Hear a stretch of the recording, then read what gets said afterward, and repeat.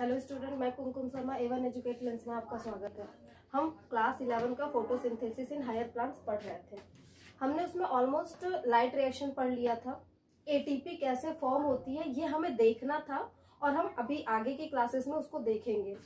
Light reaction में हमने बहुत अच्छे से साइक्लिक फोटोफॉस्फोराइलेशन और नॉन साइक्लिक फोटोफॉस्फोराइलेशन को देखा था।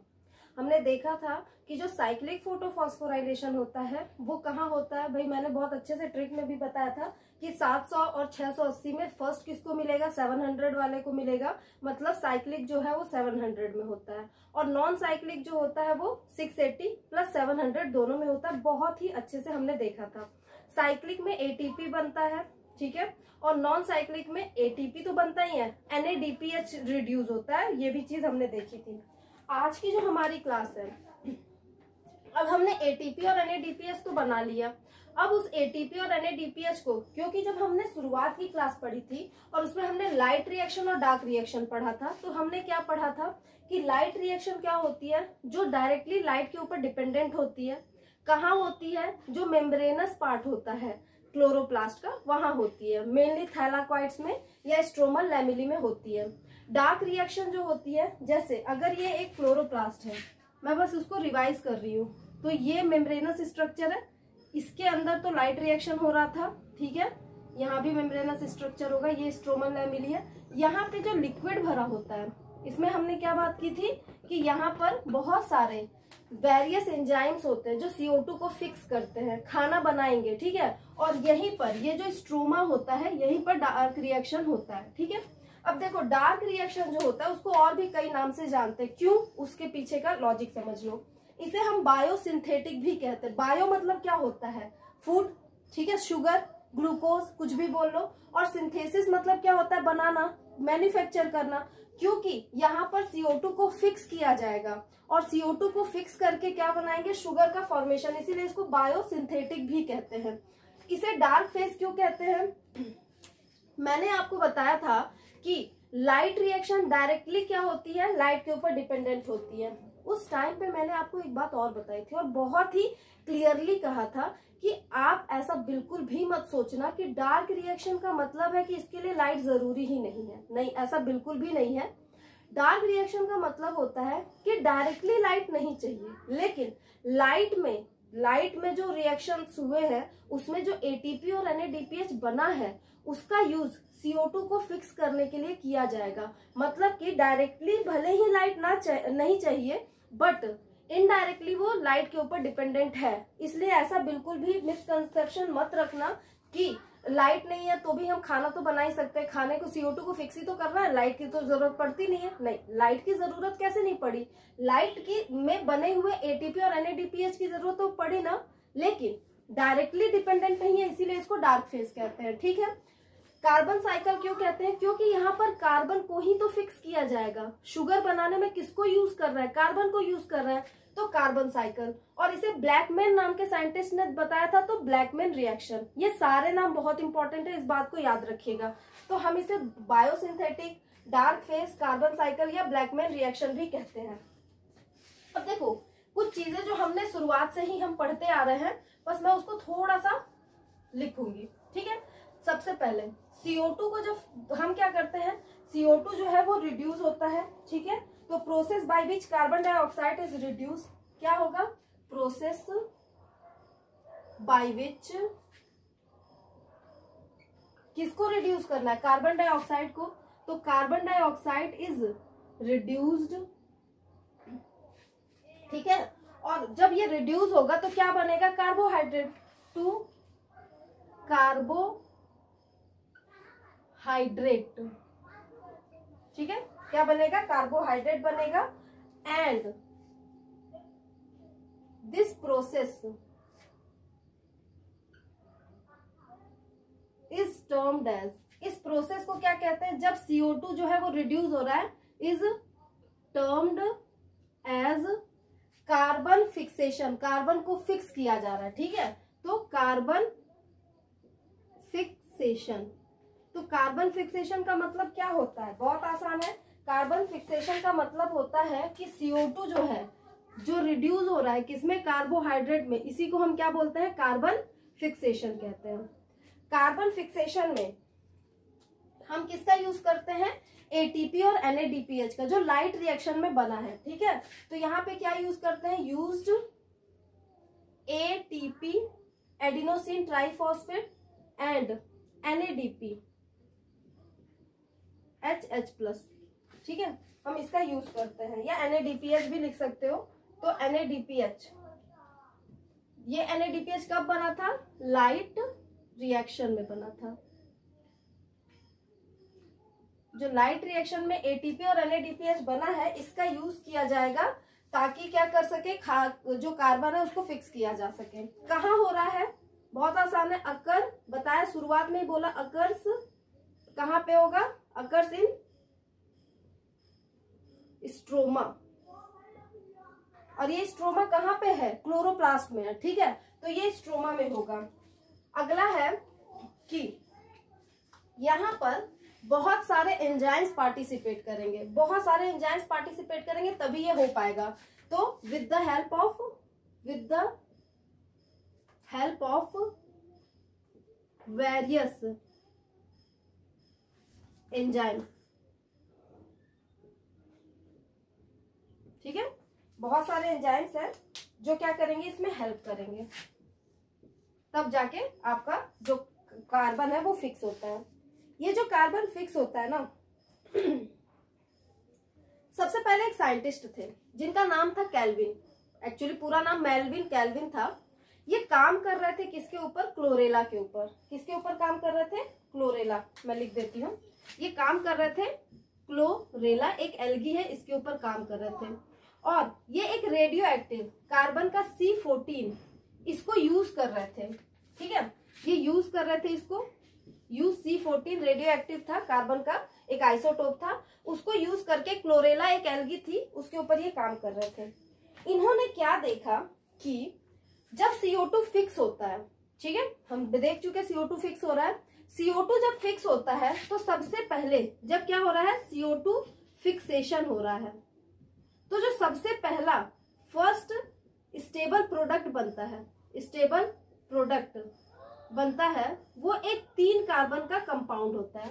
3 कार्बन का क्या होता है, एक ऑर्गेनिक एसिड होता है। क्या होता है, 3 कार्बन का ऑर्गेनिक एसिड होता है। हम इसको अच्छे से लिखेंगे, ठीक है।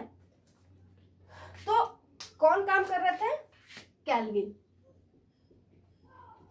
तो जो कैल्विन थे, इन्होंने जो फर्स्ट स्टेबल प्रोडक्ट देखा था वो एक 3 कार्बन का कंपाउंड था, इसीलिए उन्होंने उसे क्या बोला, C3 साइकिल बोला। क्या बोल दिया, C3 साइकिल। क्यों बोला, क्योंकि उसमें जो फर्स्ट स्टेबल प्रोडक्ट था वो 3 कार्बन का कंपाउंड था। अभी उनको नहीं पता था कि वो 3 कार्बन का कंपाउंड है क्या, बस उनको ये दिखा कि जो भी प्रोडक्ट बन रहा है वो 3 कार्बन का एक कंपाउंड है, और क्योंकि इसको कैल्विन ने बताया था इसीलिए इसको कैल्विन साइकिल या C3 साइकिल कहते हैं। क्या देखा उन्होंने, क्लोरेला पे काम कर रहे थे और उसके लिए वो यूज कर रहे थे एक कार्बन का रेडियो एक्टिव C14, उसको यूज करके इस पे काम कर रहे थे। तो CO2 जब फिक्स होता है तो 3 कार्बन का एक ऑर्गेनिक एसिड बना, जिसे उन्होंने क्या बोल दिया, C3 साइकिल कह दिया। उन्हें नहीं पता कि ये 3 कार्बन का जो ऑर्गेनिक एसिड है वो क्या है। अब देखो वो क्या सोचे, उन्होंने क्या सोचा कि ऐसा समझो कि एक तो CO2 है, ठीक है, इसके साथ कुछ होगा ABCD, कुछ भी मान लो, अभी उनको नहीं पता क्या है। आज के डेट में हमें पता है कि वो क्या है, लेकिन उस समय नहीं पता था। तो कुछ भी मान लो, इससे बना क्या, 3 कार्बन का एक कंपाउंड बना। तो उन्होंने क्या सोचा कि भाई ये 3 कार्बन है, एक कार्बन तो इस CO2 से मिलेगा, बाकी का क्या होगा, ये 2 कार्बन का होगा। मतलब ये जो CO2 है वो 2 कार्बन के कंपाउंड के साथ जुड़ता होगा और 3 कार्बन का कंपाउंड बना देगा। सिंपल सी बात है, हम भी अगर वहां होते तो हम भी ऐसा ही सोचते ना। हाँ बिल्कुल। तो इन्होंने क्या देखा कि इन्होंने क्या सोचा कि यहाँ पर जो कंपाउंड होगा जिसके साथ CO2 जो है वो जुड़ रहा है और जुड़कर वो पहला स्टेबल प्रोडक्ट बनाएगा, वो 3 कार्बन का कंपाउंड है। तो ये कितने कार्बन का होगा, जिसके साथ CO2 जुड़ेगा वो 2 कार्बन का। बहुत टाइम तक जो साइंटिस्ट थे वो यही मानते रहे कि यहाँ पर जो कार्बन का कंपाउंड होता है वो 2 कार्बन का होता है, लेकिन बाद में जो कुछ रिसर्चेस हुए उससे क्या पता चला कि नहीं, यहाँ पर ये 2 कार्बन का कंपाउंड नहीं होता है। तो फिर क्या होता है, देखो अब समझना। एक्चुअली में यहाँ पर 5 कार्बन का कंपाउंड होता है। कितने कार्बन का होता है, 5 कार्बन का। अब देखो 5 कार्बन ये, 1 कार्बन ये, कितने कार्बन हो गए, 6 कार्बन, 6 कार्बन।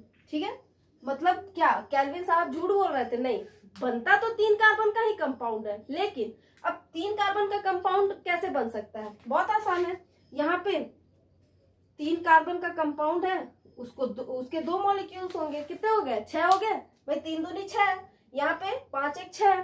तो एक्चुअली में बाद में जाकर पता चला कि जो CO2 जुड़ता है वो 2 कार्बन का कंपाउंड ना होकर 5 कार्बन का कंपाउंड है, और जो भी 3 कार्बन का कंपाउंड बन रहा है उसके कितने मॉलिक्यूल है, 2 मॉलिक्यूल, तभी तो जाके 6 कार्बन इक्वल हो जाएंगे ना। यहाँ भी 6 कार्बन, यहाँ भी 6 कार्बन। ठीक है, तो ये चीज बात पता चली। और ये जो 5 कार्बन का कंपाउंड है, आज हमें पता है कि ये क्या होता है, RuBP, रुबिस्को बिसफॉस्फेट होता है। ओके, तो आप इसको नोट डाउन करो, फिर मैं आगे कंटिन्यू करती हूँ।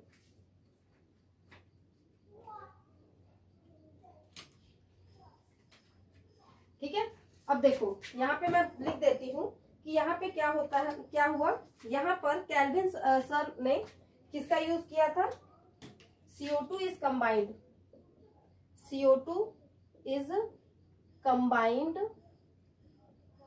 with, CO2 किसके साथ कंबाइन होता है, वाटर के साथ, और जब ये कंबाइन होता है तो क्या बनाता है, टू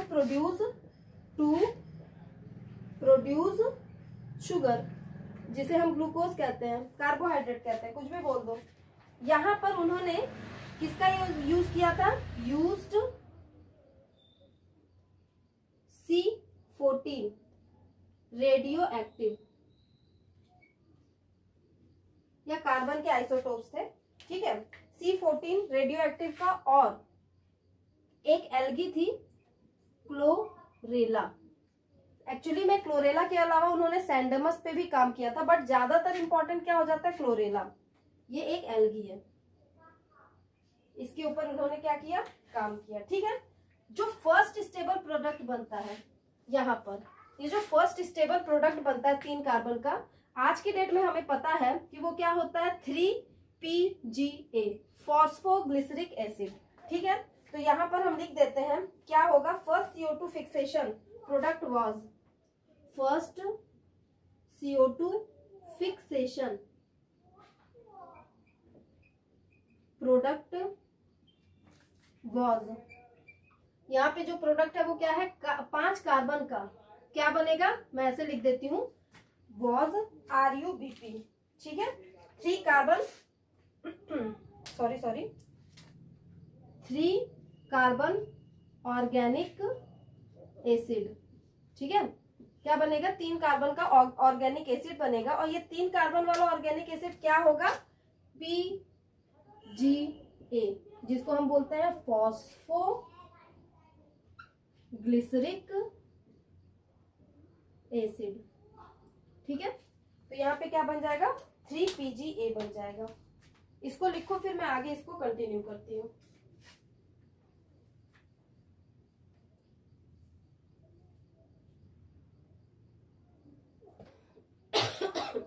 ओके, तो ये सारी बात आप समझ गए, बहुत इंपॉर्टेंट पॉइंट्स है, सारे पॉइंट्स को अच्छे से समझ जाइएगा। ठीक है, तो यहाँ पे क्या होता है, ये काम किसके ऊपर कर रहे थे, क्लोरेला के ऊपर। मैं अंडरलाइन कर देती हूँ, ये इंपॉर्टेंट क्वेश्चन है।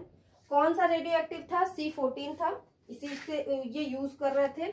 यहाँ पे 3 कार्बन का ऑर्गेनिक एसिड, जिसको हम PGA फॉस्फोग्लिसरिक एसिड बोलते हैं, ये बना था। ठीक है, यहाँ पर ये जो 5 कार्बन का कंपाउंड है जिसके साथ CO2 फिक्स होता है वो RuBP है। अभी हम इन सबको लिखेंगे। ओके, तो अब देखो एक्चुअली में ये C3 साइकिल कहाँ कहाँ चलता है, क्या सारे प्लांट C3 साइकिल ही, मतलब जो 3 कार्बन का कंपाउंड है जो बना है इसी तरीके से शुगर को फॉर्म करते हैं, या फिर कुछ ऐसे प्लांट हैं जो कि C3 ना करके वो C4 करते होंगे।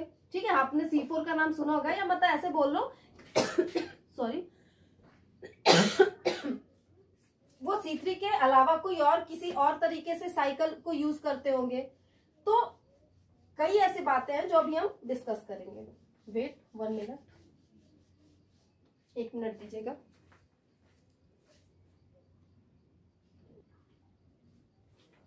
अब देखिए इसके कुछ अदर नेम्स हैं, आपका टाइम वेस्ट ना हो इसलिए मैंने पहले इस पे लिख दिया। देखिए ये जो साइकिल होती है, कार्बन साइकिल होती है, इसके कुछ और नाम है। देखो सबसे पहला नाम क्या है, इसे क्या बोलते हैं, पीजीए साइकिल। पीजीए बहुत आसान है, फर्स्ट स्टेबल प्रोडक्ट क्या बन रहा है, फॉस्फोग्लिसरिक एसिड, तो इसीलिए इसको पीजीए साइकिल कहते हैं। ओके, चीजों को मैं आपको कनेक्ट करूंगी, आपको रटने की जरूरत नहीं पड़ेगी।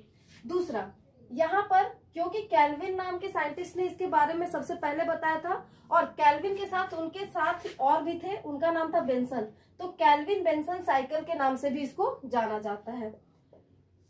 इसके अलावा इसे क्या बोलते हैं, पेंटोज फॉस्फेट रिडक्शन साइकिल, ठीक है, PPR, ठीक है।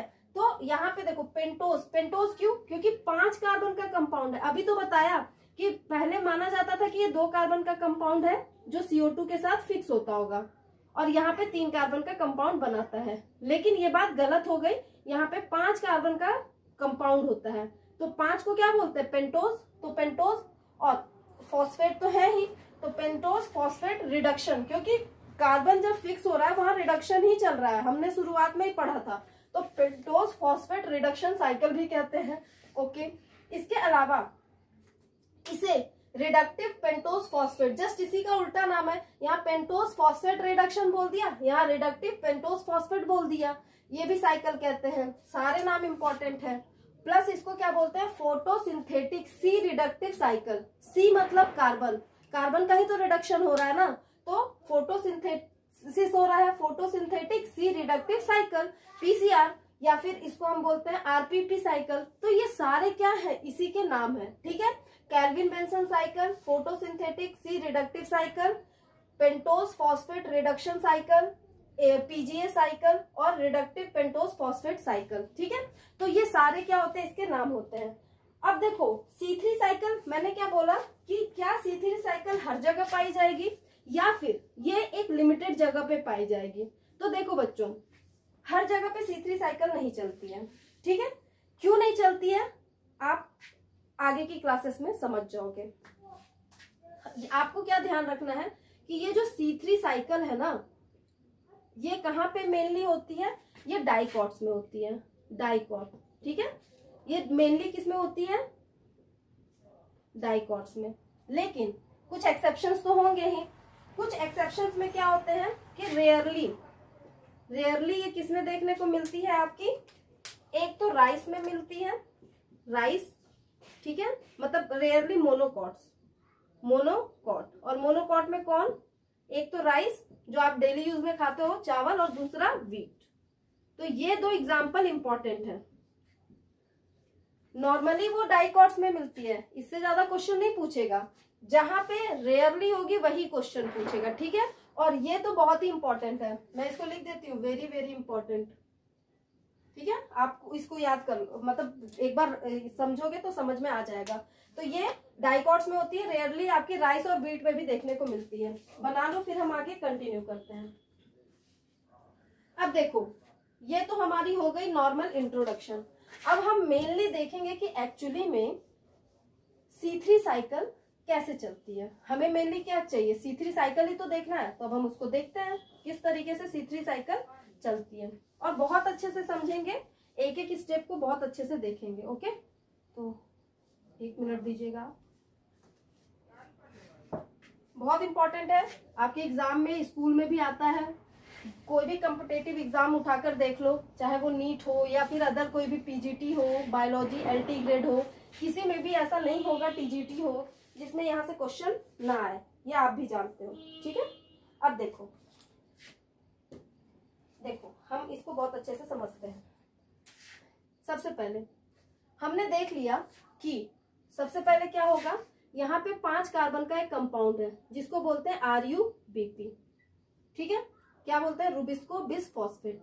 ये एक 5 कार्बन का कंपाउंड है, इसका नाम क्या है, रुबिस्को बिस, 2 है ना, बाई बिस फॉस्फेट, 2 फॉस्फेट है, ठीक है, समझना।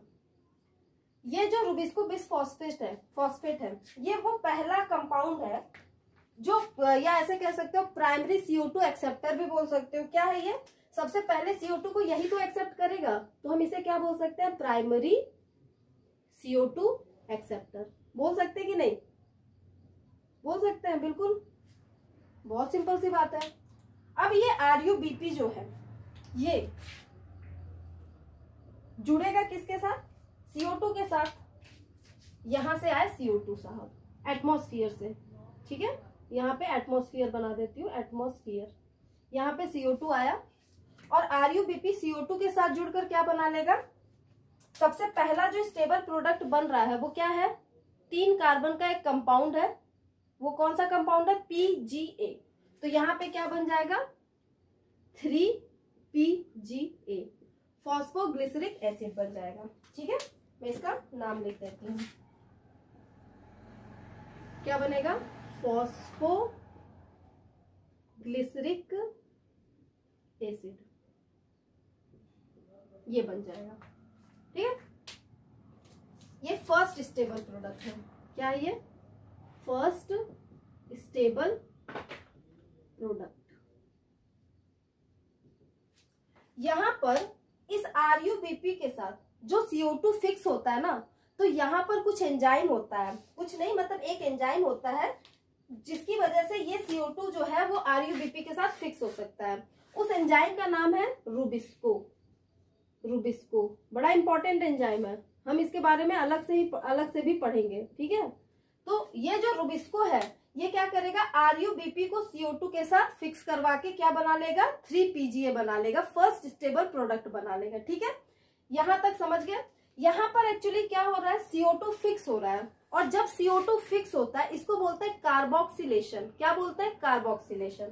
बहुत आसान है समझना, CO2 जो है वो फिक्स हो रहा है, तो यहाँ पर क्या हो रहा है, कार्बोक्सिलेशन। बहुत एक एक स्टेप को अच्छे से समझाऊंगी, बस आप समझते जाइएगा। यहाँ पे क्या हुआ, कार्बोक्सिलेशन हो गया। अब देखो यहाँ पर जो 5 कार्बन का कंपाउंड है ना, या अभी आप पहले इसको समझ लेते हैं थोड़ा सा, फिर हम इसको बताएंगे। यहाँ पे क्या होता है, ये जो 3PGA है इसमें एक और फॉस्फेट आकर जुड़ जाएगा। ठीक है, यहाँ पे सिर्फ एक फॉस्फेट ग्रुप था, तो ये फॉस्फोग्लिसरिक एसिड हो गया, लेकिन इसके साथ एक और फॉस्फेट आएगा। ये जो फॉस्फेट है ये 3rd पोजीशन पे है, इसीलिए इसको 3PGA बोलेंगे।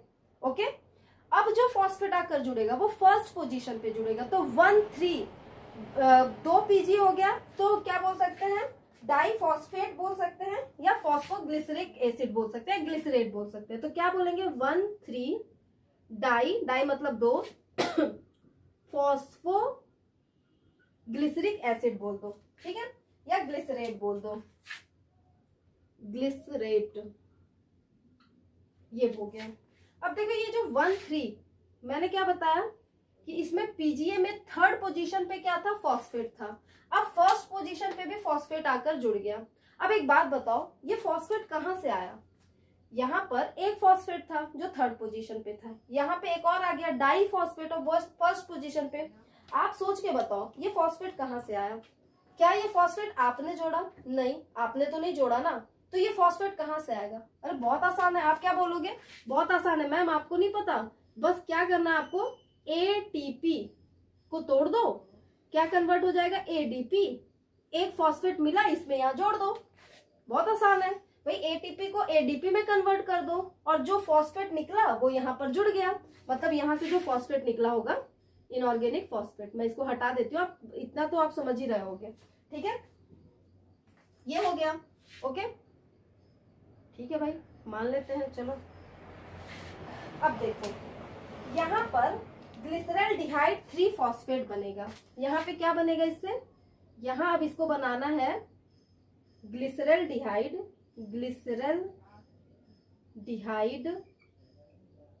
3 फॉस्फेट। बहुत अच्छे से समझेंगे हम सारी चीजों को। ये क्या था, 1 3 डाइफॉस्फोग्लिसरेट। ग्लिसरेट जो होता है ना, इसको ग्लिसरिक एसिड भी बोलते हैं। ठीक है, तो अब ये क्या है, एसिड है, इससे क्या बनाना है, एल्डिहाइड बनाना है। जब एसिड से एल्डिहाइड बनाया जाता है तो हाइड्रोजन को ऐड करना पड़ेगा। अब यहाँ पे हाइड्रोजन कैसे आएगा, आप सोचो, क्या यहाँ पे कहीं हाइड्रोजन है, क्या ATP को यहाँ यूज करके हाइड्रोजन निकाल सकते हैं क्या, नहीं। ATP में हाइड्रोजन है क्या, नहीं। यहाँ पे तो क्या है, ये एसिड है, और एसिड से जब एल्डिहाइड बनाते हैं, मैं यहाँ लिख देती हूँ, जब हम एसिड से एल्डिहाइड बनाएंगे तो हमें हाइड्रोजन तो चाहिए भाई, बिना इसके काम नहीं चलने वाला, हाइड्रोजन तो चाहिए। लेकिन हाइड्रोजन कहाँ से मिलेगा, सोचो, कुछ सोच में आ रहा है भाई? सिंपल सी बात है। देखो हमने क्या बोला कि कार्बन को फिक्स करने के लिए या CO2 को फिक्स करने के लिए हमें ATP और NADPH की जरूरत होती है। NADPH H+ क्या है, हाइड्रोजन है। हाँ बहुत अच्छा, तो यहाँ पे क्या करेंगे, NADPH H+ का रिडक्शन करवा देंगे, NADPH H+, ये रिड्यूस हो जाएगा और क्या बनाएगा, NADP, ठीक है, H+ निकल गया, और इसके साथ आपका इनऑर्गेनिक फॉस्फेट भी, ये हो गया। अब देखो बहुत आसान है, यहाँ पर NADPH H+ जो था इसका क्या करवा दिया हमने, रिडक्शन हो गया, रिडक्शन हो गया, और क्या बन गया, जब रिडक्शन हुआ तो आपका बन गया ग्लिसरॉल्डिहाइड, ठीक है, ग्लिसरॉल्डिहाइड 3-फॉस्फेट। ये जो ग्लिसरॉल्डिहाइड 3-फॉस्फेट है ना, इसे हम क्या बोलते हैं, 3 गैप भी कहते हैं, इसका कुछ और नाम है, क्या बोलते हैं, 3 गैप ग्लिसरॉल्डिहाइड फॉस्फेट, ठीक है। या फिर इसको हम एक और नाम से जानते हैं, क्या बोलते हैं, नोन एज ट्रायोज फॉस्फेट, क्या बोलेंगे, ट्रायोज फॉस्फेट, ये पूछते हैं, फॉस्फेट PHA, ठीक है, कहीं गलती हो तो भाई माफ कर देना। तो देखो यहां तक समझ गए। अब एक चीज समझना, यहां पर ये जो RUBP होता है, मैं इतने कलर इसलिए यूज कर रही हूँ ताकि आपको कंफ्यूजन ना हो, हर चीज क्लियर रहे। ये जो RUBP होता है, कितने कार्बन है, 5 कार्बन, इसके हम 3 मॉलिक्यूल ले लेते हैं। कितने मॉलिक्यूल ले लेंगे, 3, RUBP RUBP RUBP, 3 मॉलिक्यूल, ठीक है, इस तरीके से दिख रहा है, 3 मॉलिक्यूल, एक RUBP, एक RUBP, एक RUBP, एक में 5 कार्बन, तीनों में कितना हो जाएगा, 5 से 15, सिंपल सी बात है, ठीक है। अब देखो यहाँ पर ये जो CO2 है, इसके भी 3 मॉलिक्यूल ले लो, दोनों को जोड़ो, ये कितना हो जाएगा, 15 + 3 कितने हो गया, 18। यहाँ पर ये कितने कार्बन का कंपाउंड है, ये 3 कार्बन का कंपाउंड है। अगर हमको यहाँ कितने हो गए, 18 कार्बन, ऐसे यहाँ कितने हो गए, 18 कार्बन हो गया भाई, 5 से 15 + 3 CO2 18, ठीक है, मतलब दोनों मिलके आएगा। तो यहाँ पे इसके कितने मॉलिक्यूल लेने चाहिए, 6 3 18, तो यहाँ पे इसके कितने मॉलिक्यूल ले लो, 6 मॉलिक्यूल, ठीक है। बस गुणा है भाई, इतना तो आपको आता होगा, 1-2 बार प्रैक्टिस करोगे आ जाएगा। यहाँ पे ये भी कितना हो जाएगा, 6 हो जाएगा, ठीक है, ये भी 6 हो जाएगा। यहाँ पे ये भी कितना हो जाएगा, 6, ये भी 3 कार्बन का कंपाउंड है, 6 3 18, ये भी सारे कितने हो जाएंगे, 6 हो जाएंगे, ठीक है। तो ये भी 3 कार्बन का ही कंपाउंड है, तो ये भी कितना होगा, 6। अब देखो यहाँ पर क्या होता है, ये जो ग्लिसरॉल्डिहाइड है, ग्लिसरॉल्डिहाइड 3-फॉस्फेट है, इसमें से एक मॉलिक्यूल जो होगा गैप का, ठीक है, 3 गैप, एक मॉलिक्यूल, 6 है, 6 में से एक बचा कितना, 5, तो एक मॉलिक्यूल किसमें यूज हो जाएगा, ग्लूकोज बनाने में, ठीक है, ये चला जाएगा किसमें, ग्लूकोज को बनाने में यूज हो जाएगा। अब देखो सिंपल सी बात है, ये RUBP है, ये लगातार ये साइकिल चला रहा है। अगर ये साइकिल चला और सारे के सारे मॉलिक्यूल ग्लूकोज बनाने में यूज हो गए, तो फिर हो सकता है ये RUBP का स्टॉक ही खत्म हो जाए। हमें क्या चाहिए, स्टॉक खत्म होना चाहिए। अगर स्टॉक खत्म हो गया तो फिर ये CO2 ये आपस में मिलकर कोई काम नहीं कर सकते। हमें क्या चाहिए कि ये RUBP दोबारा से रीजनरेट भी होने चाहिए, सारे के सारे ग्लूकोज बनाने में यूज नहीं होने चाहिए। तो बस यही, इसमें से सिर्फ एक मॉलिक्यूल, 6 मॉलिक्यूल की हम बात करें तो उसमें से एक मॉलिक्यूल ग्लूकोज बनाने में यूज होगा, ठीक है। बाकी का जो 5 है वो क्या हो जाएगा, आगे चला जाएगा। तो अब देखो यहाँ पे हम भेजते हैं, ये जो 5 है, 1 मिनट रुकिएगा,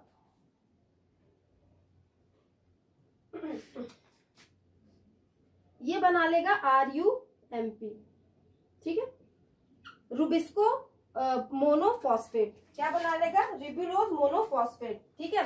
ये क्या बन गया, राइब्यूलोज M से मोनोफॉस्फेट।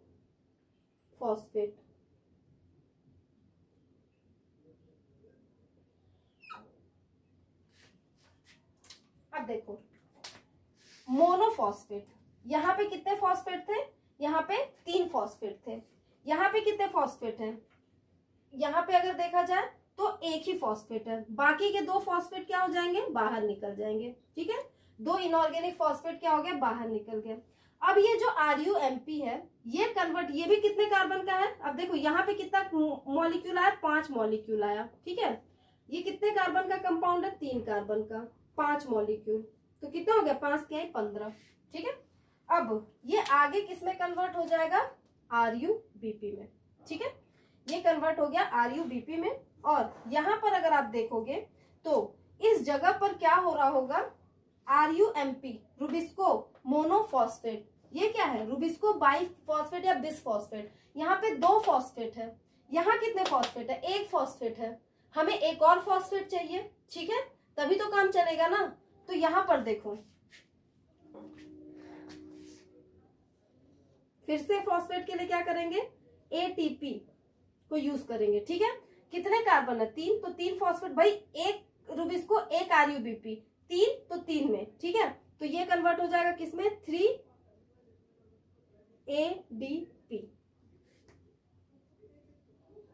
ये क्या हो गया, 3ADP में कन्वर्ट हो गया। अब आप कर लो, देख लो, समझ लो कि यहाँ पर एक्चुअली में, यहाँ तो क्या हो रहा था, कार्बोक्सिलेशन हो रहा था, यहाँ पर आपका रिडक्शन हो रहा है। तो ये वाला जो प्रोसेस होता है, ये वाला, इसको हम क्या बोलते हैं, रिडक्शन बोलते हैं। ये क्या हो जाता है, रिडक्शन होता है।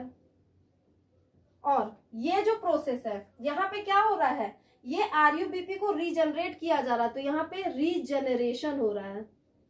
तभी तो दोबारा पूरी साइकिल हमेशा चलती रहेगी ताकि स्टॉक बना रहे। तो यहाँ पर 3 फेजेस में सारे ये पूरा साइकिल कंप्लीट हुआ। सबसे पहला फेज कार्बोक्सिलेशन, दूसरा रिडक्शन और तीसरा रीजनरेशन। मैं फिर से इसको समझा देती हूँ, देखो, एक मिनट दीजिएगा। 5 कार्बन का कंपाउंड था RUBP, हमने 3 मॉलिक्यूल ले लिए। ठीक है, यहाँ पे कितना 15 हुआ, यहाँ पे हम ऐसे लिख देते नहीं तो आप कंफ्यूज हो जाओगे, ये 15 हुआ। ठीक है, और प्लस 3 ये, तो दोनों मिलाकर यहाँ कितना हो जाएगा, 18 कार्बन होना चाहिए। तो भाई यहाँ पे ये 3 कार्बन का कंपाउंड PGA बना, इसके 6 मॉलिक्यूल ले लो, 6 × 18। ठीक है, यहाँ पर अगर आप देखो तो ये 3 PGA से हमें क्या बनाना है, 1,3-डाइफॉस्फोग्लिसरेट बनाना है। यहाँ पे डाइफॉस्फो, यहाँ एक फॉस्फेट आकर जुड़ा, कौन से पोजीशन पे, पहले पोजीशन पे, 3 पे तो 3rd पोजीशन पे तो फॉस्फेट था। तो यहाँ पर हम क्या करेंगे भाई, 1 के लिए 1 ATP, 6 के लिए 6 ATP, ADP में कन्वर्ट होगा, 6 जो है फॉस्फेट निकलेगा और इसमें आकर जुड़ जाएगा। ओके, यहाँ पर 1,3-डाइफॉस्फोग्लिसरेट जो है वो किसमें कन्वर्ट होगा, ग्लिसरॉल्डिहाइड में। ये जो ग्लिसरॉल्डिहाइड है जिसको हम 3 गैप बोलते हैं या फिर ट्रायोस फॉस्फेट कहते हैं, ये ग्लिसरॉल्डिहाइड क्या है, एल्डिहाइड है, एसिड से एल्डिहाइड बन रहा है। तो हाइड्रोजन चाहिए इसको, हाइड्रोजन कैसे मिलेगा, मतलब हाइड्रोजन इसमें ऐड हो रहा है। ठीक है, तो हाइड्रोजन के एडिशन को क्या बोलते हैं, रिडक्शन बोलते हैं। हाइड्रोजन कब ऐड होगा, NADPH H+ आ जाएगा और ये इसमें से H+ निकलेगा और NADP को रिड्यूस करवा देगा। तो इस तरीके से जो हाइड्रोजन निकला वो इसके साथ जुड़ गया और क्या बना लेगा, ग्लिसरॉल्डिहाइड 3 फॉस्फेट बना लेगा। ये जो ग्लिसरॉल्डिहाइड 3 फॉस्फेट है, ये कितने मॉलिक्यूल है, 6, कितने कार्बन का, 3 कार्बन का ही, तो 6 × 3 = 18। अभी तक सब 18 चल रहा है ना। इसमें से एक मॉलिक्यूल जो है वो निकल जाएगा। ठीक है, एक मॉलिक्यूल निकल गया, बाकी का 5 मॉलिक्यूल जो है वो वापस RUMP। ठीक है, तो रुबिस्को मोनोफॉस्फेट 2 फॉस्फेट निकल गया और ये जो RUMP है ये फिर से रीजनरेट कर देगा क्या, RUBP। यहाँ पर भी ATP को क्या किया जाएगा, ATP में कन्वर्ट, और यहाँ पे भी RUBP बन जाएगा। ये है आपका पूरा का पूरा साइकिल। ठीक है, अब इसके जो इंपॉर्टेंट क्वेश्चन है, अगर मैं आपसे पूछूं कि ग्लूकोज को बनाने के लिए, बहुत ध्यान से समझिएगा, एक ग्लूकोज मॉलिक्यूल को बनाने के लिए 1 ग्लूकोज मॉलिक्यूल, ये साइकिल कितने बार चलानी पड़ेगी। देखो यहाँ पर एक बार एक कार्बन, यहाँ पे कितने कार्बन है, 6 या 18 कार्बन है। इस 18 में से 15 कार्बन तो यहाँ चले गए, बचे कितने कार्बन, 3 ही कार्बन बचे ना। तो ये 3 कार्बन यहाँ यूज हो रहे हैं। इस तरीके से हमें इसे 6 बार चलाना पड़ेगा, ठीक है, तब जाकर हमारा क्या होगा, ये यूज होगा, ठीक है। बाकी अगर आप देखो तो यहाँ पर कितने एटीपी हैं, 6 एटीपी यहाँ है, 3 एटीपी यहाँ है, तो 9 एटीपी और 6 NADPH। आप सारे क्वेश्चन को काउंट कर सकते हो। तो ये सारे क्वेश्चन आपके पूछे जाते हैं। कार्बोक्सिलेशन में क्या कहीं एटीपी या NADPH बन रहा है क्या, नहीं बन रहा है। रिडक्शन में एटीपी और NADPH बिल्कुल बन रहा है। 6 एटीपी यहाँ यूज हो रहा है और 6 NADPH H+ जो है वो यहाँ। अब एक चीज आप ध्यान से समझना, अगर क्वेश्चन यहाँ पे 3 CO2 को लेकर था, ठीक है, अच्छा सॉरी मैंने एक चीज गलती बता दी, मैं फिर से इसको सही कर देती हूँ। अगर आपसे क्वेश्चन पूछेगा कि ये साइकिल तो 2 बार चलेगी तो आपका ग्लूकोज बन जाएगा, ठीक है भाई, सिंपल सी बात है। यहाँ पे 6 या 18, ठीक है, 18 में से 15 कार्बन तो यहाँ चला जाएगा, बाकी का 3 इधर आएगा। तो ग्लूकोज कितने मॉलिक्यूल का होता है, C6 होता है। तो कितने कार्बन चाहिए, 2 बार चाहिए, मतलब 3 दूनी 6, ठीक है। लेकिन अगर यहाँ पे ये मॉलिक्यूल्स न दिए हो, सिंपल सा ये RUBP चलाएगा, तो कितने टर्न्स एक ग्लूकोज मॉलिक्यूल के लिए, एक ग्लूकोज मॉलिक्यूल के लिए अगर सिंपल में पूछे, यहाँ पे ये सब नहीं है, तो ये 6 बार चलेगा, ठीक है। ये हमेशा एक के लिए चलता है। मैंने ये क्यों ये रखा था, ताकि हमारी इक्वेशन आसान हो जाए, इसीलिए रखा था, ठीक है। नहीं तो एक एक कार्बन का एक एक बार चलता है, तो हर बार एक बार चलेगा, मतलब ये 6 टाइम ये पूरा साइकिल चलेगा तब जाके बनता है, ठीक है। तो 6 टाइम चलता है। बट अगर इससे पूछे जो हमने बनाया है, तो इस तरीके से तो 2 बार में ही काम चल जाएगा। लेकिन आपसे क्वेश्चन जो पूछेगा ना, क्योंकि NCERT में ये 3 को लेके नहीं दिया है, मतलब ये 18 कार्बन का लेके नहीं किया है, वो 1 कार्बन का लेके किया, मतलब 2 कार्बन का लेके किया है। तो इस तरीके से दिक्कत हो जाएगा, क्योंकि 2 फिर 2 दूनी 4, इस तरीके से हमें 6 बार चलाना पड़ेगा, ठीक है। ये चीज आप ध्यान रखेंगे। अब देखो कार्बोक्सिलेशन में क्या एटीपी और NADPH यूज हो रहा है क्या, नहीं। रिडक्शन में हो रहा है क्या, हाँ हो रहा है। अगर एक CO2 में पूछे, यहाँ 3 CO2 में 6 है, तो एक CO2 में कितना होगा, 2 ATP बनेगा, 2 NADPH बनेगा, ठीक है। एक CO2 की बात कर रही हूँ, 3 में आपका 6 बन जाएगा। रीजनरेशन में क्या हो रहा है, यहाँ पे 3 की बात कर रहा है, तो 3 में 3 है, तो 1 में 1 हो जाएगा। तो ये सारे क्वेश्चन है जो आपके में पूछे जाते हैं। अब आप इसको नोट डाउन कर लो, स्क्रीनशॉट ले लो।